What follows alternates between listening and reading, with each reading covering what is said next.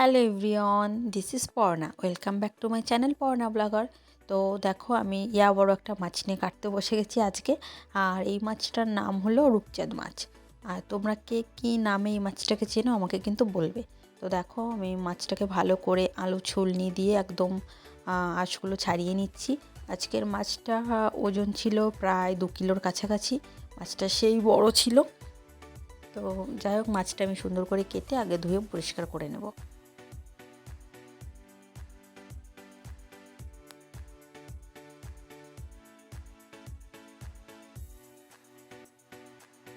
তো আমার মাছটা প্রায় দেখো কাটা হয়েই গেছে। আজকের মাছটায় মোটামুটি 18 পিস মতো মাছ হয়েছিল। ভীষণ সুন্দর বড় বড় হয়েছে পিসগুলো। তো আজকের মাছটা দিয়ে ভাবছি আমি রান্না করব আলু দিয়ে মাছ দিয়ে, একদম অনুষ্ঠান বাড়ির মতো লাল লাল ঝাল ঝাল একদম একটা ঝোল আর কি। তো দেখো, মাছগুলো আমার সুন্দর করে ধোয়া কাটা হয়ে গেছে। এবার আমি রান্নাঘরের দিকে চলে যাব। তার আগে স্নান করে গুছিয়ে নিয়ে তারপরে রান্নাঘরের দিকে যাব। তো চলো, রান্নাটা এবার গিয়ে শুরু করা যাক।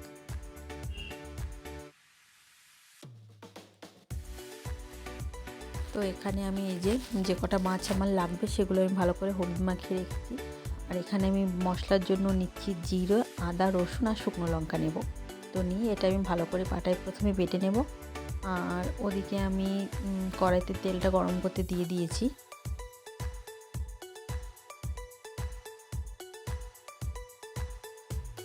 তো দেখো, তেলটা গরম হয়ে গেছে। এবারে মাছগুলো ভালো করে লাল লাল করে ভেজে নেব।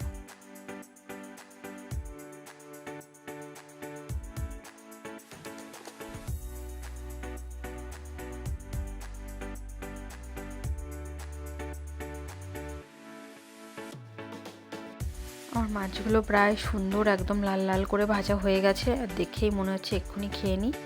এদিকে আবার বউ দিয়ে যে গ্রেট করছিল গ্রেটারে, তো মাছগুলো আমি নামিয়ে দিয়ে তারপরে এই তেলে বাকি আমার যে মাছ আছে সেটাও ভেজে নেব। আমি এর সঙ্গে মাথাটাও নিয়েছি, ওটাতে অন্য একটা সবজি রান্না হবে ওই জন্য। তো সেটা ভাজতে ভাজতে ওদিকে আলু টালুগুলো কেটে নেব। এবার দেখো, ওই তেলেই আমি প্রথমে তেজপাতা আর গোটা গরম মশলাগুলো ফোড়ন দিয়ে দিয়েছি। তারপরে দিলাম শুকনো লঙ্কা। এবারে জিরে ফোড়ন দিয়ে ভাজা ভাজা করে নিয়েছি। এবার এর মধ্যে দেবো হলো গ্রেটেড পেঁয়াজ। তোমরা চাইলে পেঁয়াজটা বেটে নিতে পারো, বাট আমি গ্রেট করে নিয়েছি, একদম বাটার মতোই হয়েছে দেখো। এবার প্রথমে পেঁয়াজটা দিয়ে একটু নেড়ে চেড়ে নেব। পেঁয়াজটা জাস্ট হালকা একটু নাড়াচাড়া হয়ে গেলে এবার ওর মধ্যে যে মশলাটা আমি বেটেছিলাম ওইটা দিয়ে দিতে হবে। দিয়ে মশলাটা একটু ভাজা ভাজা করে নেব।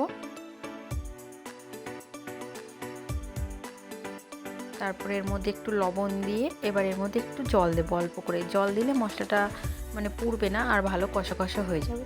এবার এবার এর মধ্যে একটুখানি চিনি দেব। তারপরে এটা যেই ভালো তেল ছাড়া ছাড়া হবে তারপরে আমি যে টমেটোর পিউরিটা দেবো, যে টমেটোটা গ্রেট করে রেখেছিলাম ওটা এবার এর মধ্যে দেবো।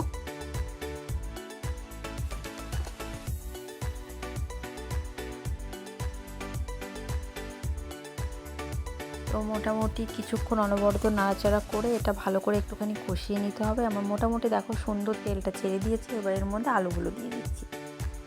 মোটামুটি একটু মোটা মোটা করে আলুটা কেটে নেবে, নিয়ে এর মধ্যে দিয়ে এবার ভালো করে আলু দিয়ে মশলা দিয়ে আর একটু হলুদ দিয়ে ভালো করে এটাকে একটু সময় কষতে হবে।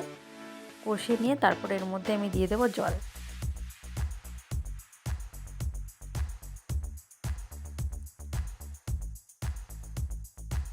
এবার এটাকে কিছুক্ষণ ঢেকে রাখবো যত ফুটা পর্যন্ত।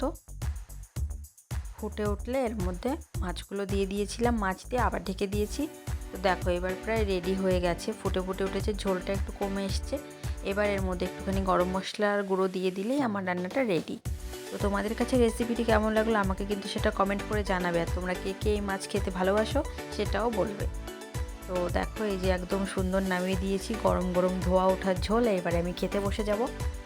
আর আজকে দুপুরবেলা খেয়েছি এই মাছের ঝোল ছিল, আর তারপরে যে তেলটা ছিল, মাছে একটা তেল হয়েছিল সেইটা দিয়ে আবার বেগুন দিয়ে করেছিলাম, ওটাও অসাধারণ খেতে হয়েছিল।